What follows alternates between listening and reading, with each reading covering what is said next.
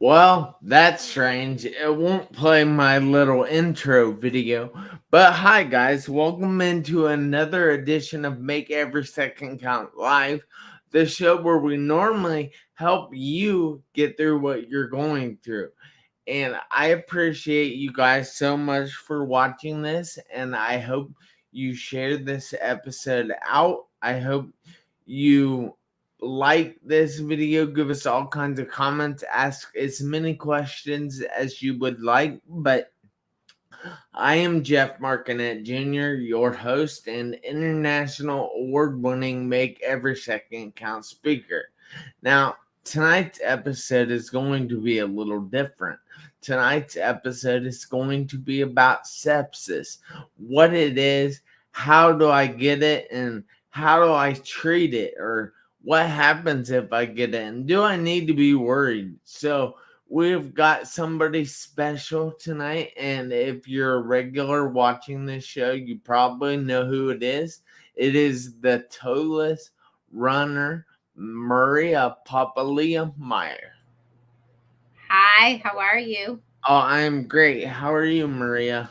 I'm doing good, doing good. Thank So, you for having me. I'm going to be inviting some people on my phone right now, but Okay.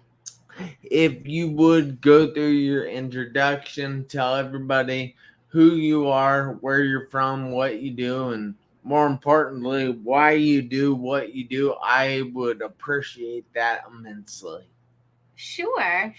So, my name is Maria Papalia-Meier. I am known as the toeless runner. I am a septic shock survivor. I had a strep infection and didn't know it. It got into my bloodstream and almost killed me.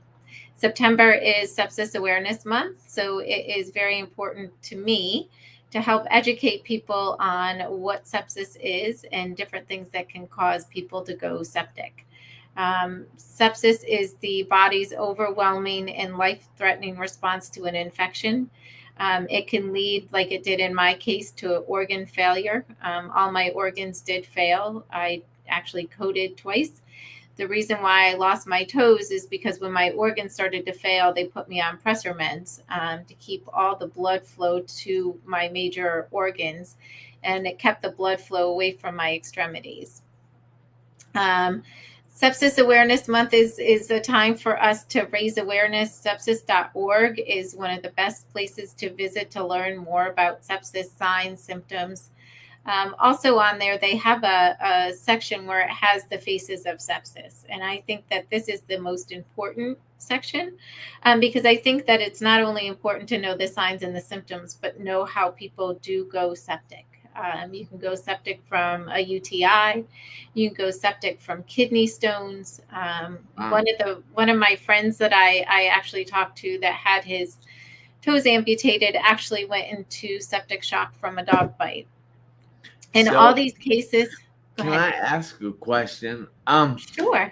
You talk a lot about sepsis and septic shock, but what is the difference between the two, and why is one more dangerous than the other? Yeah, septic shock is more dangerous because it actually is where you have organ failure, severe sepsis. You can be septic and be there's so many, and I've learned this through all the research that I've been doing. So many different definitions of people going septic. You can be going septic, but get on an antibiotic that is treatable and will treat what you have. Let's say you have a severe UTI, you can get on an antibiotic and get better. When you go into septic shock, it's gone so long that it's actually going to cause your organs to fail. So that's the difference between the two is basically organ failure. And one of But the go ahead. I'm sorry to interrupt, Sure. but you said that you had organ failure, correct? I did. Yep. But I'm confused there because you said you had sepsis. Why is that?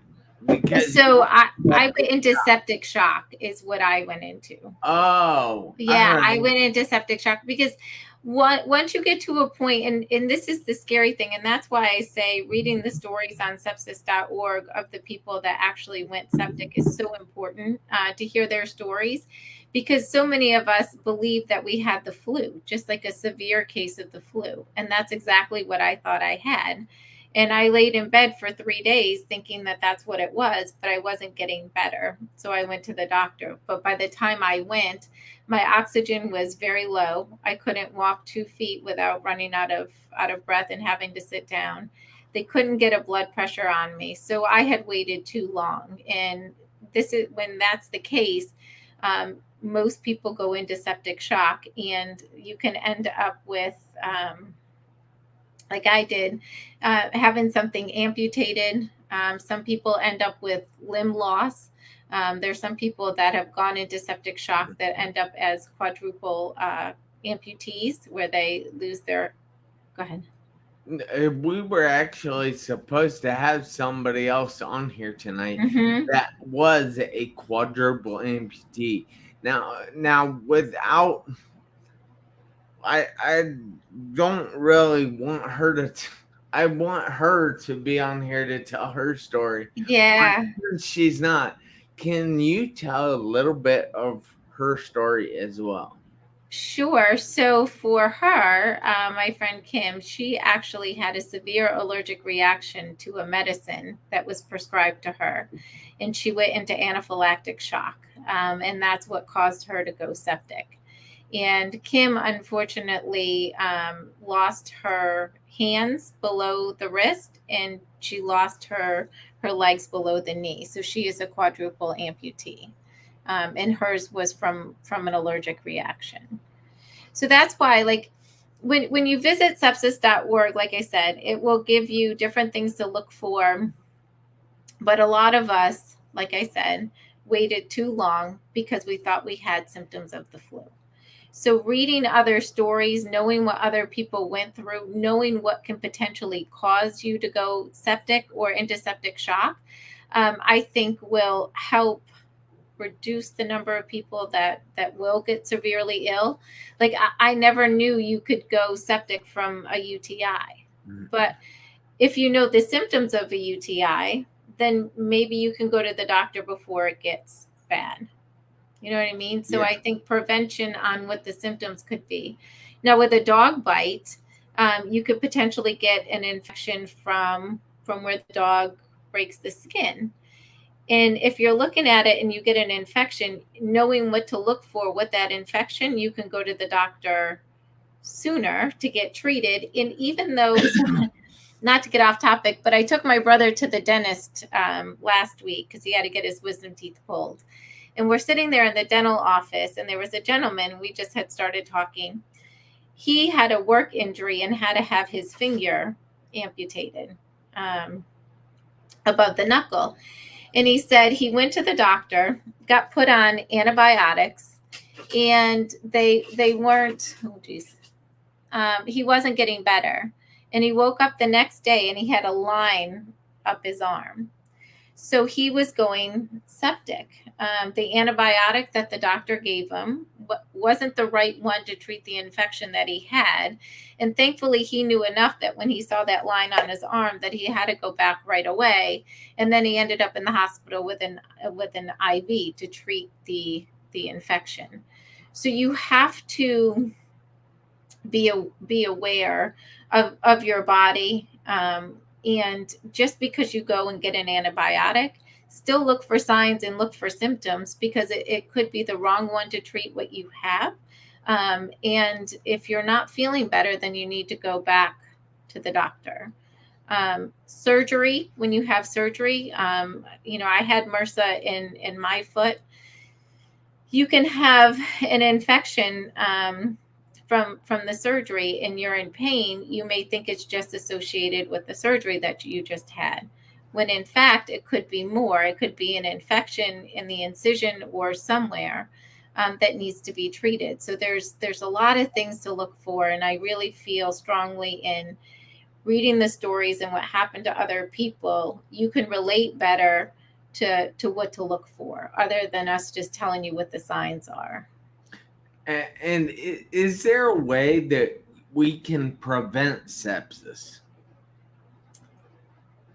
I mean, knowing the sign, like if you, let's say you get a cut, because you can go septic, you can get any cut that you have on your hand can lead to an infection. It can get into your bloodstream and it can get bad. So So just there's know. really any way we can prevent it?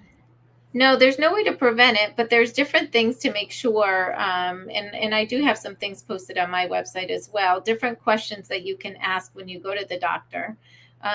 Knowing the signs and symptoms of sepsis, at least it can open up a conversation to where you can ask your doctor or that medical provider, could I be going septic?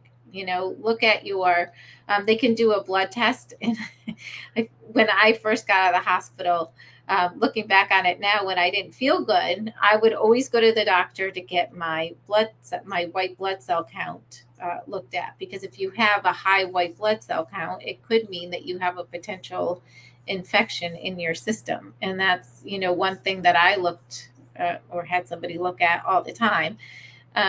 But there are different things they can look at. Your blood oxygen level, are you having trouble breathing?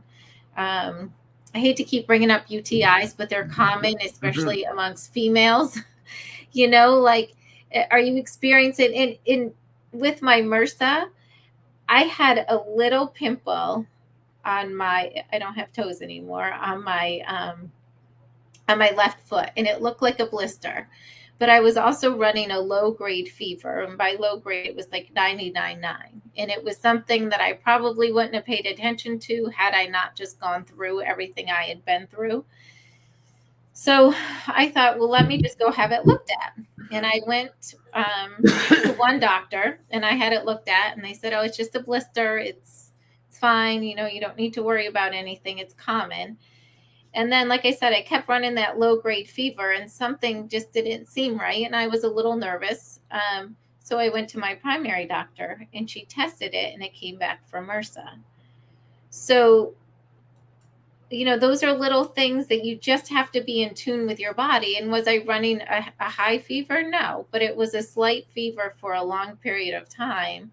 And that alerted me to go back and get it checked by someone else. Yeah, that's cool, and I'm really sorry that you had to go through such a thing. But are there lasting effects to your sepsis that you still have to deal with every day? Now, I mean, the amputations of my toes was the big thing, and for Well, me to start running again. Sorry, but amputations of the toes is kind of a big thing. I know, and you know what though? Like as the years go on and time goes on, I've become so used to it that it's become a normal way of life. A lot of sepsis survivors deal with PTSD. I dealt with that a little bit when I got out of the hospital, just a fear of getting sick again, fear of the unknown. I didn't know I was as sick as I was, and that scares me. Because if I didn't recognize it in myself, how would I recognize it in my children? As a mother, you don't want to ignore any of that. So I would say that was something that I had to deal with. And I was my poor kids, because, I didn't have a sore throat. So I didn't know it was strep. I had a rash on my stomach that spread to my arms, but I just thought it was a rash from working in the yard, different things. I just blew it off as nothing. I didn't even know strep could present itself as a rash. But that's one of those things where if I had known what are the symptoms of strep throat, and they had said it's a rash that starts on your stomach and then, or like on the trunk of your body, and then it can spread to your arms. Well, that would have probably alerted me to call the doctor to say, hey, I think I have a strep rash, and I could have avoided all of this. You know what I mean? But it's just, I didn't know. So my poor kids, because strep can present itself with like a headache, upset stomach, different things, and not a sore throat. And anytime they told me they weren't feeling well, we went right to the doctor for strep test. I think they had like 10 each.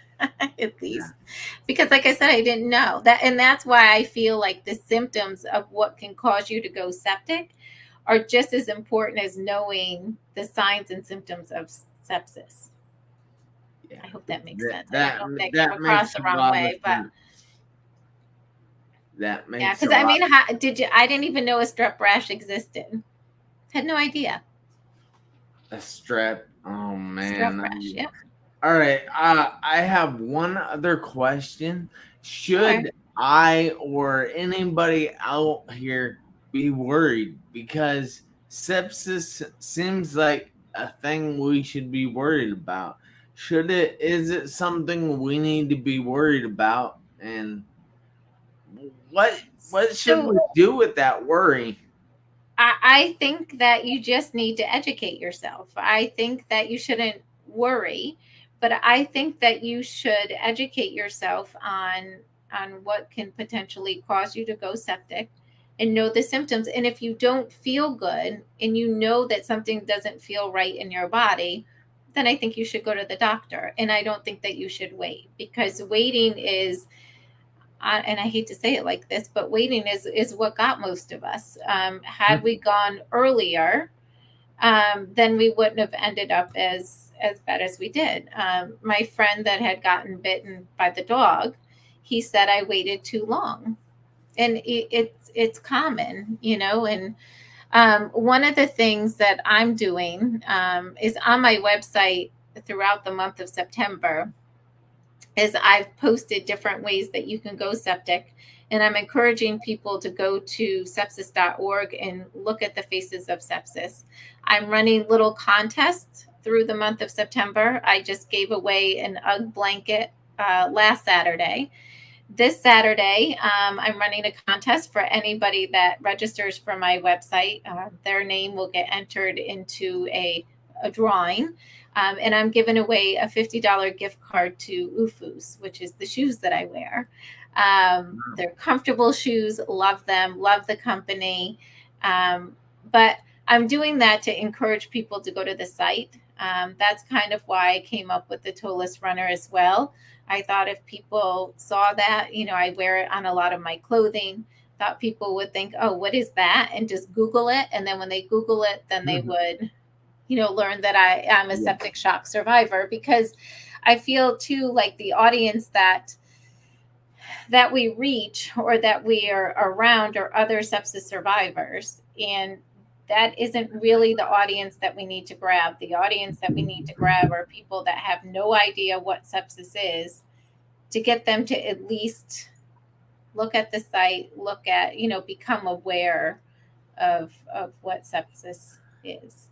You know, you keep talking about all these people can go look at all these contests that you're doing on your website, but I don't think you've ever actually told your website.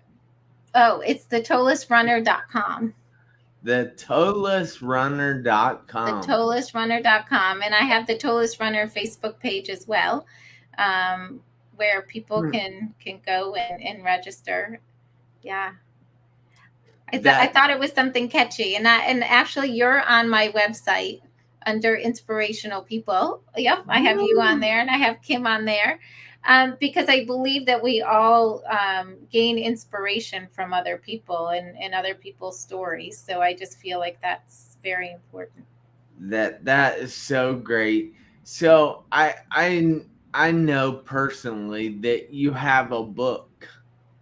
I do. Can you tell a little bit about that book and then tell how people can get a hold of that book? Because there are people out here that need to read that book. There are people out here that want to read that book. And I just want to give you the platform to tell about that book some. Sure. So the book is called I Am a Runner, The Memoirs of a Sepsis Survivor. It kind of gives a little background into who I was before I got sick. It details my illness. My husband actually, and actually I have to repost it on my new website, wrote a letter every day I was in the hospital, Aw. detailing what happened to me and what I was going through, because he knew when I woke up I would want to know. So it details, you know, what happened when I was sick, and then what I did after I got better because my goal was always to run again. As a runner, I didn't want to give up on my dreams of being able to run again. And even though I was told I would never do it, I'm training for my third half marathon in October, and I'm hoping to run Chicago in 2022. So we'll see how all that how You're all that pans out. But that's the other reason why I started the Tolus Runner. I wanted people to know that no matter what you think your limitations are or what you think your obstacles are, there are just things that you tell yourself or you allow other people to tell you that you have, but you can really accomplish anything you set your mind to and any goals that you have. Yes, that is amazing right there. Now I know that Kim Gillum Steele told me a little bit. The Sepsis Alliance is a good website to Mm-hmm. visit as well. Yep, So, so that's the sepsis.org, all right, and that'll bring cool. it up. So Yep. go to sepsis.org if you want to find out, read the stories about people, and remember to check out Maria's book because I guarantee you will love it. I love her story of how she now runs with no toes. And that is just amazing to me. But I Thank need everybody out there to do me a favor, and including you, Maria. I need you guys to make every second count. Why? Because you never know when those last seconds are going to be and run out on your one life. I messed that tagline up there, but I'm sorry, no big deal. It gives me chills though when you really think about it. I mean, you got to live life to the fullest, and I feel like now I'm living my best life. I had a career before, I was making good money, but I wasn't happy. And now, I'm working part-time, but I'm doing what I love, and I'm the happiest I've ever been. And if I always say if I could just reach one person and help one person, then it No, was you're all done. worth it, Yep, exactly.